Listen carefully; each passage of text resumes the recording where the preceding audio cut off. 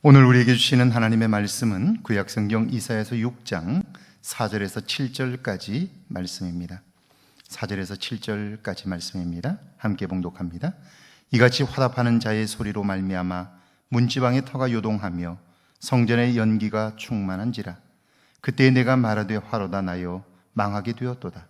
나는 입술이 부정한 사람이요 나는 입술이 부정한 백성 중에 거주하면서 만군의 여호와이신 왕을 배웠음이로다 하였더라. 그때 그 스랍 중에 하나가 부젓가락으로 제단에서 집은 바 핀솥을 손에 가지고 내게로 날아와서 그것을 내 입술에 대며 이르되 보라, 이것이 내 입에 닿았으니 내 악이 제하여졌고 내 죄가 사하여졌느니라 하더라. 아멘. 하나님의 말씀입니다. 오늘 하루도 하나님의 은혜가 여러분과 함께 하기를 주의 이름으로 축원합니다. 권위라고 하는 그것은 모든 관계나 사회적인 자리 또는 역할에 주어진 영향력이라고 말할 수 있을 것입니다. 그런데 그 권위주의라고 하는 말은요, 그것과는 전혀 반대의 개념으로 사용되고 있는데, 이유는 그 영향력을 자기 스스로 주장하기 때문이에요. 권위가 다른 사람으로부터 주어지고 그리고 다른 사람들이 인정함으로써 권위가 완성된다면, 권위주의는 자기 스스로가 그 권위를 내세움으로써 사람들로부터 그 영향력을 인정받지 못하는 것을 의미하는 거죠. 그러니까 이 둘은 비슷하지만 정반대의 개념이라고 말할 수 있습니다. 교통경찰의 예를 들어본다면 이해가 쉬울 거예요. 교통경찰은 정부로부터 교통질서를 위한 단속의 권위를 부여받았습니다. 그래서 그가 달리던 차도 세우면 서야 합니다.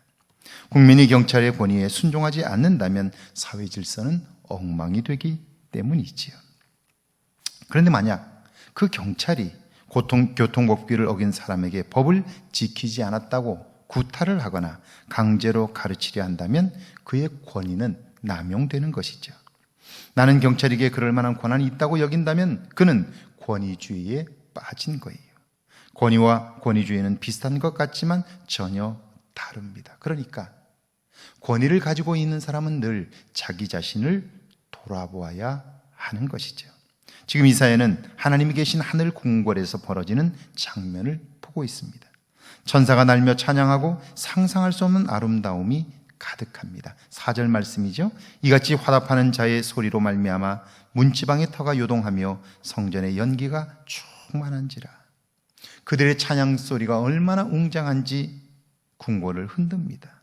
성전 안에는 연기가 가득합니다. 엄청난 장관을 눈으로 목격한 이사야의 모습을 한번 상상해 보십시오. 하나님의 사람으로서 그곳에 이르는 그것은 모든 그리스도인의 꿈일 거예요. 그 나라에 이르는 것이 삶의 목적이지요. 그런데 나는 과연 그 나라에 설 만큼 깨끗한 사람인가? 온전한 사람인가? 물어야 할 것입니다. 그곳에 있고 싶은 것이 이상이라면 그럴 만한 준비가 되지 못한 것, 이것이 나의 현실 아닙니까? 그러니까 나를 돌아볼 때에 두려움이 있는 것이죠. 5절입니다. 그때 내가 말하되 화로다 나여 망하게 되었도다. 나는 입술이 부정한 사람이요 나는 입술이 부정한 백성 중에 거주하면서 만군의 여호와이신 왕을 배웠음이로다 하였더라. 두려운 마음으로 이사야는 고백합니다. 나는 입술이 더럽고 마음이 깨끗하지 못합니다. 그런 내가 하나님을 뵙게 되었으니 화를 입어 망하게 되었다. 죽을 수밖에 없다라고 고백하게 되는 거죠. 여러분, 과속하다가 경찰만 봐도 가슴이 털컹하지 않나요? 하물며 죄를 발견한 사람이 하나님 앞에 선다면 그 두려움은 상상할 수 없을 거예요. 그런데 이런 나를 발견한 사람이야말로 축복된 사람이에요. 왜냐하면 진실로 그런 나를 발견해야 내 삶의 구원이 시작되기 때문이에요. 이런 그에게 하나님은 놀라운 일을 이루셔요. 6절과 7절이죠. 같이 읽습니다.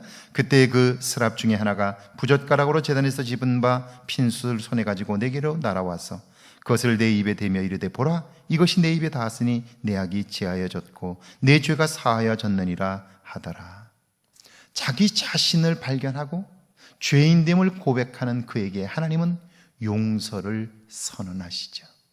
죄가 없어서가 아니라 죄가 있지만 그것을 깨끗하게 씻기심으로 죄 없는 자가 되게 하시는 거예요. 하나님의 소명이 있기 전에, 하나님의 소명을 내가 받고 그 소명을 따라 살기 전에 하나님은 그를 구별하시고 거룩한 자로 삼으셨다 하는 거예요. 오늘 우리가 하나님의 백성이라면 우리가 구별되어 살아야 하는 이유는 구별된 자를 하나님이 사용하시기 때문이죠. 오늘 하루 하나님의 그 은혜가 저와 여러분에게 있기를 주의 이름으로 축원합니다. 함께 기도합니다. 내 삶에서 하나님을 배우는 사건이 있게 해달라고요. 하나님 앞에서 죄인된 나를 발견하게 해달라고요. 함께 기도합니다. 하나님 감사합니다. 죄를 사랑하사 함께 하시고 하나님의 도움을 얻게 하셨나니 매일매일의 삶 속에 작고 큰 일들 속에 하나님을 배웠기에 하옵소서. 죄인된 나의 모습을 발견하게 하시고 나를 발견함으로 하나님 앞에 구원을 경험하게 하옵소서.